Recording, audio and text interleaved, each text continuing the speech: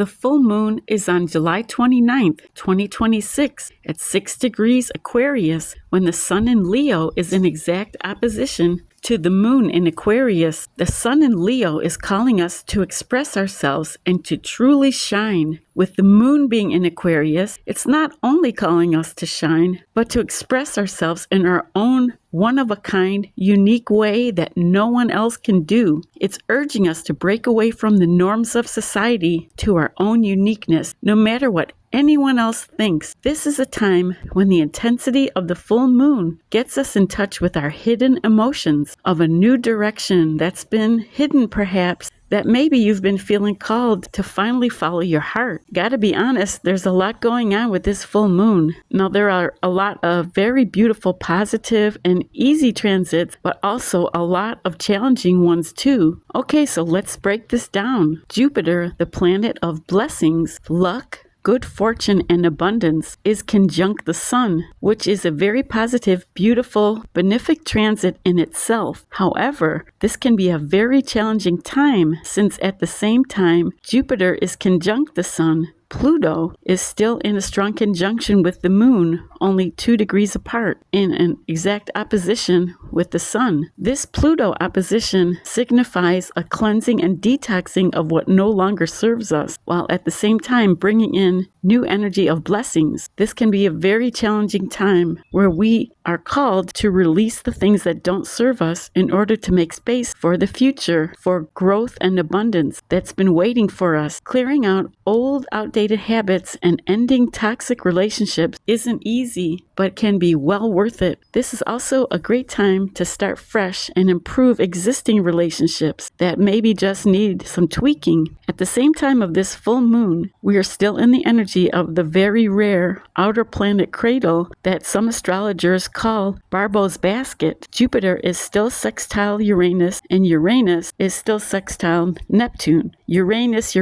whatever you want to call it. And Neptune is sextile Pluto.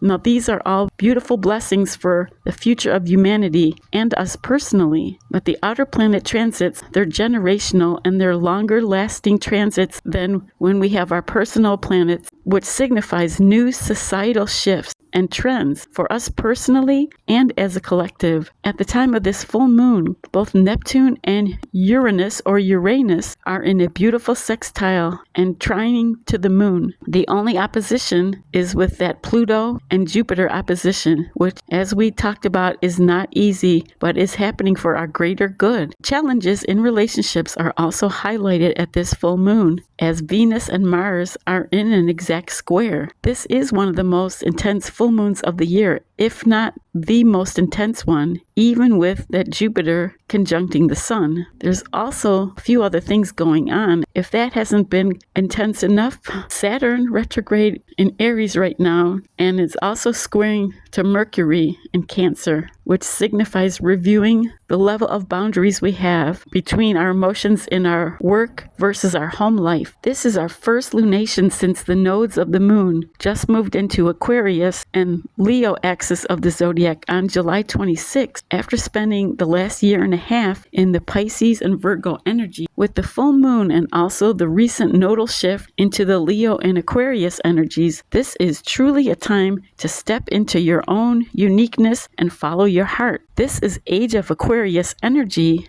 of uniqueness, weirdness, times of new inventions, new innovations, sudden shocks or surprises, sudden endings, and starting new uncharted paths into the future, letting go of old outdated habits and building something new. Chiron, the wounded healer, is at 0 degrees Taurus, which is the strongest expression of Chiron, and it's squaring the moon's nodes, signifying getting in touch with our true values about money, about relationships, and how we want to live moving forward. So this is a lot to unpack and a lot to take in. The main message for this full moon is to use these energies to follow your heart and always live true to yourself. This time in 2026 signifies the beginning of the Age of Aquarius energy of humanitarianism, accepting and embracing uniqueness instead of the old way of trying to fit in and be accepted, valuing one of a kind instead of the old ways, instead of being pressured to fit into society to get the approval of others. What are your unique personality traits and qualities that you've always felt and that you felt you couldn't express in the past? Maybe because you were afraid you wouldn't be accepted. What cutting edge ideas or new trends would you like to start? What do you want? How do you want to live your life? What does your heart want to express? And what did you come here to do? Go for it. With all these Aquarian energies, the times of being held back in order to fit in are ending. Go for it. The time is now to boldly make your move. This is your time to shine.